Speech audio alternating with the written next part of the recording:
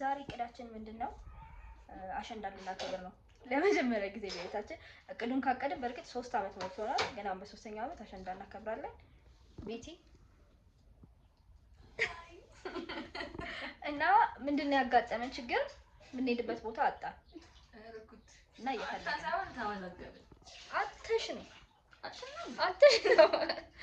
አይ ስጋው ቤት እንደሚፈራም ብቻት እንዴ ምን ያስፈራው ለማለት ነው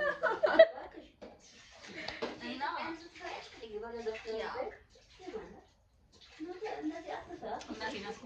ኮንፊደንስ ሊኖራችሁ ይገባል። አትፍሩ ተበላን አንፈራ ምን ያስፈልጋል?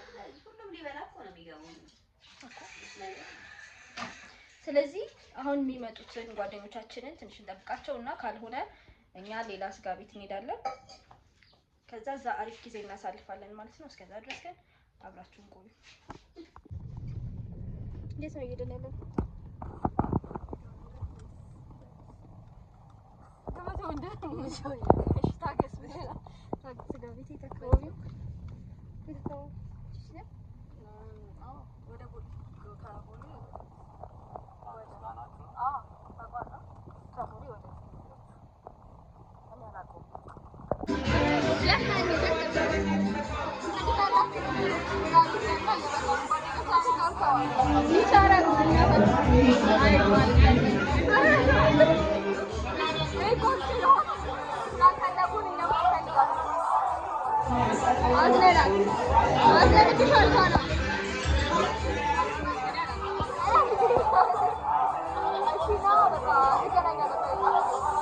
ለቻዩ ያምራል ወላሳያችሁ